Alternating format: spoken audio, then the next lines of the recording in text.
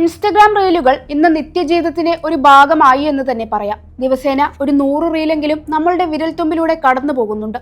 നല്ല കോണ്ടന്റുകൾക്ക് വേണ്ടി പല അപകടകരമായ സാഹചര്യങ്ങളിലൂടെയും റീൽ എടുക്കുന്നവരെ ഈ കൂട്ടത്തിലും കാണാറുണ്ട്. ഒന്ന് വൈറലാകാൻ വേണ്ടി സ്വന്തം ജീവൻ തന്നെ ഇങ്ങനെ പണയം വെക്കുന്നത് എന്തിനെ എന്ന് ചിന്തിപ്പിക്കുന്ന രീതിയിലാണ് ഇതിൽ പലരുടെയും പ്രകടനം.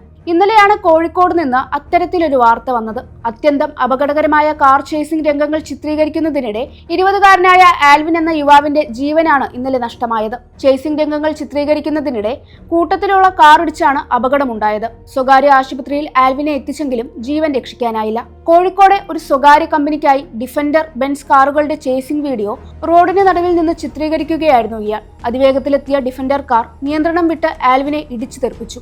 അപകടത്തിൽ ആൽവിൻ റോഡിൽ തലയിടിച്ചു വീണു. നട്ടെല്ലിന് പരിക്കേറ്റു. കാറിലുണ്ടായിരുന്നവർ ഉടൻ തന്നെ ആൽവിനെ എടുത്ത് കാറിൽ കയറ്റി കൊണ്ടുപോയി. സമീപത്തുള്ളവർ ഓടിയെത്തിയപ്പോൾ പ്രശ്നമില്ല, സഹോദരൻ കാറിലുണ്ട്, നിങ്ങളാരും വരണ്ട എന്ന് പറഞ്ഞതായും നാട്ടുകാർ പറഞ്ഞു. സിനിമാറ്റോഗ്രാഫർ കൂടിയായ ആൽവിൻ മുൻപും വാഹനങ്ങളുടെ ചേസിംഗ് റീലുകൾ ഷൂട്ട് ചെയ്തിട്ടുണ്ട്. ജോലിയുമായി ബന്ധപ്പെട്ട് ഗൾഫിലായിരുന്ന ആൽവിൻ ഒരാഴ്ച മുമ്പാണ് നാട്ടിലെത്തിയത്. 2 വർഷം മുമ്പ് ആൽവിന്റെ കിഡ്നി ഓപ്പറേഷൻ കഴിഞ്ഞിരുന്നു. 6 മാസം കൂടുമ്പോൾ മെഡിക്കൽ ചെക്കപ്പ് നടത്തുന്നതിന്റെ ഭാഗമായാണ് നാട്ടിലെത്തിയത്. ബീച്ച് റോഡിൽ വാഹനത്തിരക്ക് കുറവുള്ള രാവിലെ ഇത്തരത്തിൽ വാഹനങ്ങളുടെ ചേസിംഗ് വീഡിയോ ചിത്രീകരണം നടക്കാറുണ്ടെന്ന് നാട്ടുകാരും പറയുന്നു. ഈ ഭാഗത്ത് വാഹനങ്ങൾ അപകടകരമായി ഓടിച്ച് റീൽ എടുക്കുന്നത് പതിവാണെന്നും നാട്ടുകാർ പറഞ്ഞു. അതിരാവിലെ ബൈക്ക്, കാർ, ജീപ്പ് തുടങ്ങിയ വാഹനങ്ങളിലെത്തി റീൽസ് നിർമ്മിക്കുന്നവരാണ് ഏറെയും. വാഹനങ്ങൾ അതിവേഗത്തിലും കാതടപ്പിക്കുന്ന ശബ്ദത്തിലും മറ്റും ഓടിച്ചാണ് റീൽസ് എടുക്കുന്നത്. അതിനിടയിൽ ആളുകൾ നടന്നു പോകുന്നതും മറ്റു വാഹനങ്ങൾ പോകുന്നതും ഒന്നും ഇവർ ശ്രദ്ധിക്കില്ല. പ്രഭാത സവാരിക്ക് ബീച്ചിലെത്തുന്നവർ ഭയന്നാണ് നടക്കുക. ഇവിടെ ഇത്തരക്കാർ സ്വന്തം ജീവിതം മാത്രം പണയം വെച്ചല്ല ഇത്തരത്തിലുള്ള റീലുകൾ എടുക്കുന്നത്. മറ്റുള്ളവരുടെ ജീവന് കൂടി ഭീഷണിയാണ് ഇത്തരത്തിലുള്ള ചിത്രീകരണങ്ങൾ. ഇവിടെ ഇത്തരത്തിലൊരു സംഭവം പതിവാണെങ്കിൽ എന്തുകൊണ്ട് അധികാരികൾ ഇതിന് വേണ്ട നടപടി എടുത്തില്ല എന്നതും ചോദിക്കേണ്ട ഒരു വിഷയം തന്നെയാണ്. ഇതൊരു ഒറ്റപ്പെട്ട സംഭവമല്ല.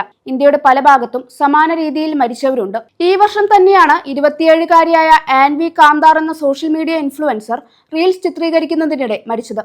മാങ്കോണിലെ പ്രശസ്തമായ കുംബെ വെള്ളച്ചാട്ടത്തിന് സമീപം ഒരു വീഡിയോ ചിത്രീകരിക്കുന്നതിനിടെയായിരുന്നു ആൻവി മരിച്ചത്. 300 അടി താഴ്ചയിൽ വീണാണ് ഇവർ കൊല്ലപ്പെട്ടത്. ജൂലൈ 16-ന് സുഹൃത്തുക്കൾക്കൊപ്പം വിനോദയാത്രയ്ക്ക് പോയപ്പോഴാണ് സംഭവം ഉണ്ടായത്.